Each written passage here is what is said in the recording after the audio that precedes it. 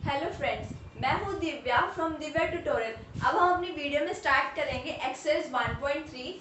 Exercise 1.3 में हम कुछ ऐसे क्वेश्चंस पढ़ेंगे जो पेपर में आते हैं। कुछ कुछ आते हैं, कुछ कुछ नहीं आते। तो मैं आपको बता दूंगी इसमें मोस्ट इंपोर्टेंट क्वेश्चन कौन से हैं। जो अभी हम जो क्वेश्चन कर रहे हैं वो मोस्टली अगर क्वेश्चन आएगा तो 1 नंबर या 2 नंबर में आने के चांसेस 50% टाइप में है। बट इसको समझ अच्छे से। अपना फर्स्ट क्वेश्चन क्या है? Right in decimal form and say what kind of decimal expansion is। हमारे पास ये एक रेशनल नंबर है, जैसे हमने फर्स्ट एग्जांपल ले लिया लाइक 36 अपॉन में 100। तो ये अब इसको हम क्या कहेंगे, रेशनल फॉर्म में। हमें इसमें क्या लिखना है, इसको डेसिमल फॉर्म में लिखना है और फिर उसके बाद बताना है उसकी क्या डेसिमल एक्सपेंशन है। डेसिमल एक्सपेंशन होती है दो, एक होती है टर्मिनेटिंग, एक होती है नॉन टर्मिनेटिंग। टर्मिनेटिंग कौन सी होती है? जो रिपीट नहीं होती। अब मैं इसका आंसर देखती हूँ, जैसे 36 अपॉन 100, इसको हम डेसिमल में कैसे लिखेंगे? 0.36 लिख देंगे इसको इस तरीके से डेसिमल में। 0.36 को मैंने डेसिमल में लिख दिया। अगर ये तो हो गया मेरा एक टर्मिनेटिंग फॉर्म।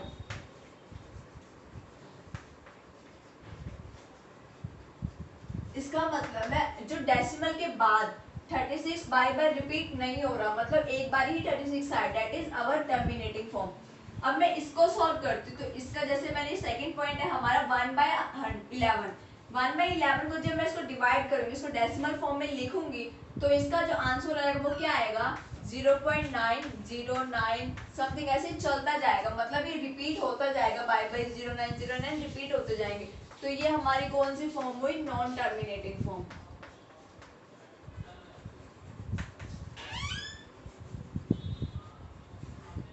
जो रिपीट होती रहती है उस फॉर्म को हम क्या कहते हैं? नॉन टर्मिनेटिंग फॉर्म कहते हैं।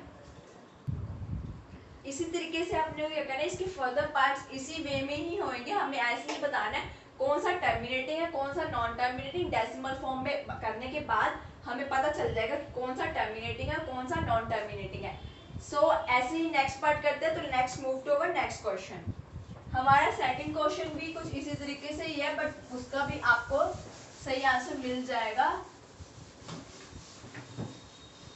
क्वेश्चन सेकंड क्या कह रहा है कि हमें ये चीज पता है कि वी नो दैट, क्वेश्चन क्या था गिवन है, we know that 1/7 is equal to 0.142857। हमें ये क्वेश्चन के अंदर गिवन है कि 1/7 की वैल्यू ये है। हमें क्या करनी है, इसमें कहा इन्होंने क्वेश्चन में फाइंड करो वैल्यू 2/7, 3/7, 4/7, 5/7 और 6/7 की हमें क्या करनी है, वैल्यू फाइंड करनी है विदाउट एक्चुअल डिवाइडिंग। मतलब हमें क्या करता है, इसको डिवाइड करना अपन क्या करते हैं, 2/7 को लाइक ऐसे कट करके देखते हैं। 2 को कैसे कटेगा, 0, फिर बगल पे 2 7 2 जा 14 पे ऐसे करके डिवाइड करके देते हैं। इन्होंने कहा ये मेथड नहीं करना, अपने को सीधा ऐसा क्विक आंसर देना विदाउट एनी लॉन्ग डिवीजन। तो इसका हम यहाँ पे आंसर किस तरीके से देंगे, हमें क्वेश्चन के अंदर क्या गिवन है कि 1/7 की वैल्यू ये है। क्वेश्चन के अंदर क्या गिवन है कि 1/7 की वैल्यू के 0.142857। क्वेश्चन के अंदर ये वैल्यू गिवन है हमें। तो अब अपना इसकी 2/7 की वैल्यू, हमें कोई डिवीजन मेथड नहीं करना। हम क्या करेंगे, 2/7 की वैल्यू निकालने के लिए एक सबसे इजी ट्रिक क्या यूज करेंगे, 2/7 को हम इस तरीके से भी लिख सकते हैं ना, 2 × 1/7 लिख सकते हैं। अगर हम इसको मल्टीप्लाई करें तो आंसर क्या मिलेगा, 2/7 ही मिलेगा। तो 2/7 को हमें पता है कि 1/7 की वैल्यू क्या गिवन है, 1/7 की हमें वैल्यू गिवन है ऑलरेडी। 1/7 की वैल्यू गिवन है, तो मैं इसको वहां पे यही चीज वापस लिख दूंगी। हो गया। अगर मैं 2 को इससे मल्टीप्लाई कर दूं तो मुझे 2/7 की वैल्यू मिल जाएगी। तो 2/7 की हमारे पास वैल्यू होती है 0.285714। इस तरीके से मेरे पास इस सबसे शॉर्ट ट्रिक थी, क्योंकि 1/7 की मेरे पास वैल्यू थी। तो 2/7 की वैल्यू हम इजीली निकाल सकते हैं। 2 × 1/7 करके इसकी हम मल्टीप्लिकेशन कर लेंगे इसी वे में। इसी तरीके से हमारे पास क्या 3/7 की हम वैल्यू कैसे निकालेंगे, 3 × 1/7, 1/7 की हमारे पास वैल्यू थी, तो अपना आंसर ये निकल जाएगा। 4/7 की वैल्यू 4 × 1/7, 1/7 की वैल्यू गिवन थी क्वेश्चन में, तो उसको उससे मल्टीप्लाई करके अपना आंसर इस तरीके से निकल जाएगा। 5/7, 5 × 1/7, 1/7 की वैल्यू गिवन थी, इसका आंसर ये है। 6/7 की वैल्यू भी 6 इंटू 1/7, 1/7 की वैल्यू गिवन थी क्वेश्चन में, तो इसका आंसर हम मल्टीप्लिकेशन करके उसका आंसर निकाल देंगे। इसी तरीके से अपना ये आंसर हो जाएगा, ठीक है। Now next move to our next question, our question number 3। Question number 3 में क्या बात कर रहे हैं वो, क्वेश्चन नंबर 3 में वो ये कह रहे हैं हमें एक, अब हम ये दे देंगे, हमने अपने फर्स्ट क्वेश्चन में तो पढ़ा था कि जो रेशनल नंबर दे रखा था उसके हमने डेसिमल फॉर्म बताई थी और उसका हमने डेसिमल एक्सपेंशन बताया था। अब क्वेश्चन नंबर 3 में हमें क्या देते हैं, एक डेसिमल फॉर्म में दे देंगे, हमें उसे उसकी p/q फॉर्म में निकालना है, इट मींस हमें उसे रेशनल नंबर बनाना है। तो क्वेश्चन में ऐसे दे देंगे, राइट इन p/q फॉर्म, p/q फॉर्म में लिखना है, और जहाँ पे p/q फॉर्म में कैसे लिखना होता है, रेशनल क्या 0 नहीं होना चाहिए। तो अपना सॉल्यूशन करते हैं, अपना फर्स्ट पार्ट है लाइक 0.6 के बारे में हम बात करते हैं। अब 0.6 फॉर्म में p/q फॉर्म में लिखना है, और 0.6 के ऊपर बार होने से क्या मतलब होता है कि उसकी रिपीटेशन है उस वर्ड की, कि ये वर्ड ऐसे मतलब कॉन्टिन्यूसली रिपीट होता रहेगा। तो अब हम क्या करेंगे, इसका सॉल्यूशन हम कैसे लेंगे कि इसको p/q फॉर्म में लिखना है, क्या नॉट इक्वल टू 0 होना चाहिए। तो इसके लिए हम क्या करेंगे, सबसे पहला स्टेप क्या लेंगे, let x is equal to 0.666, ऐसे हमने क्या करते, ये अपनी क्या बना ली, फर्स्ट इक्वेशन बना ली। हम क्या करेंगे, बोथ साइड्स को मल्टीप्लाई करेंगे,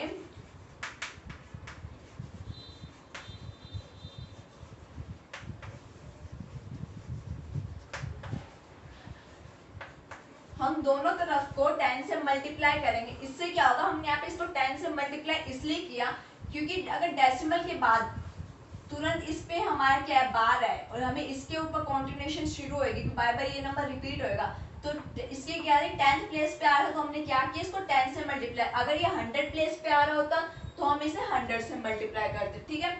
तो अब हम क्या करेंगे, बोथ साइड्स 10 से मल्टीप्लाई करेंगे। मैंने 10 को x से मल्टीप्लाई की तो 10x बन गया, और अगर मैं 10 को 0.66 से मल्टीप्लाई करूं तो क्या बन जाएगा, 6.666 समथिंग, ऐसे हमारा क्या बन जाएगा, कॉन्टिन्यूएशन आगे रिपीट होता रहेगा, ठीक है।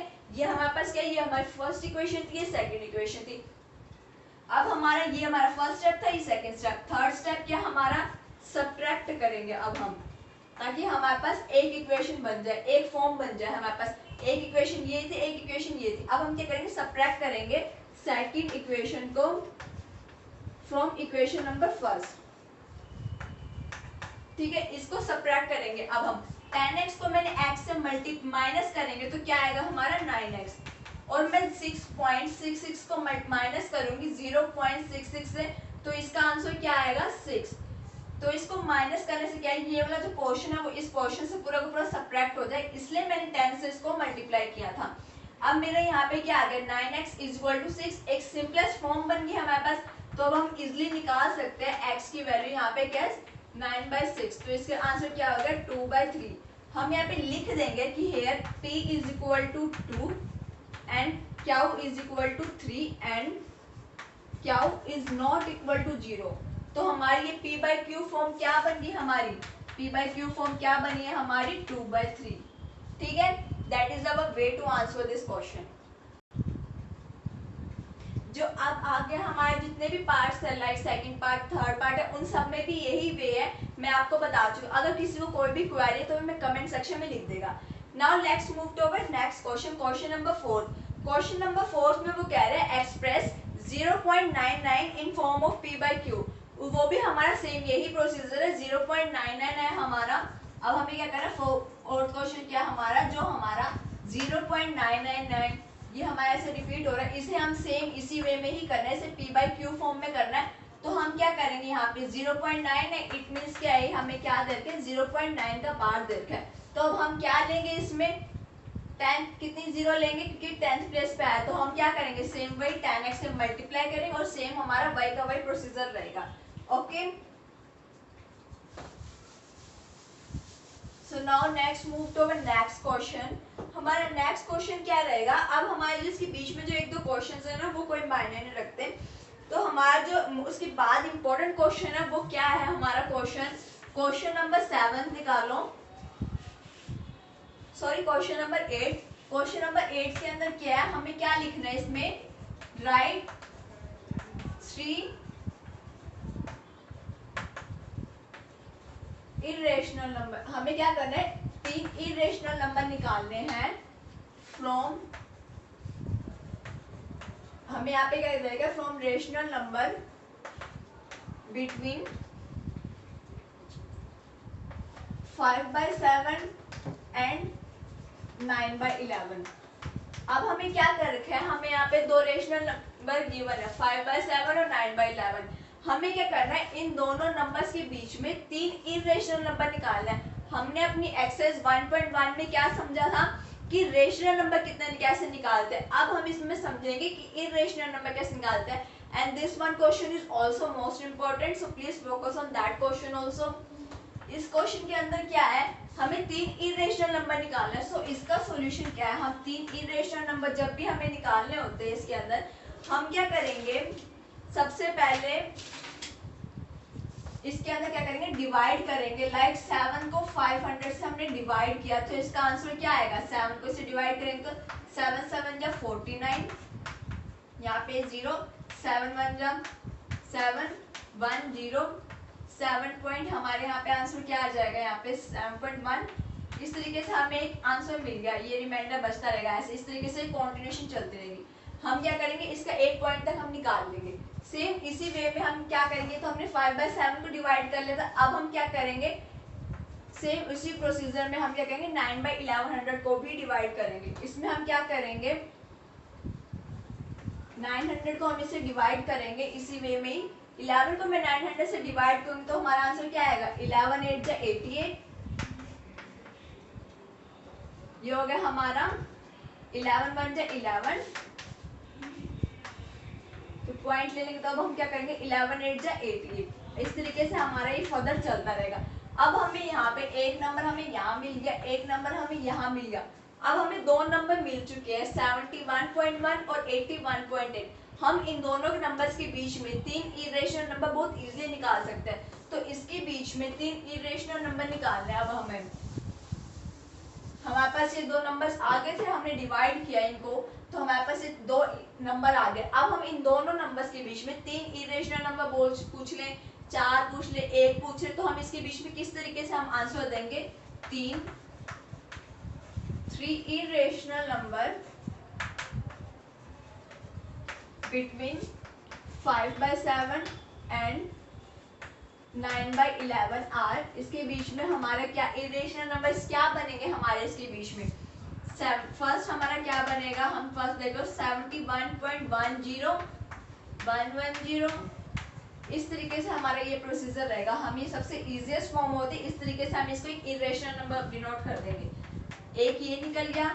हम नेक्स्ट हमारा क्या लेते हैं, सॉरी 71.20 लेंगे हमेशा, क्योंकि इसके बीच में निकालना है हमें, तो कभी भी सबसे पहला नंबर नहीं लेते ना उसका आखिरी वाला नंबर लेते, इसके बीच वाले निकालेंगे।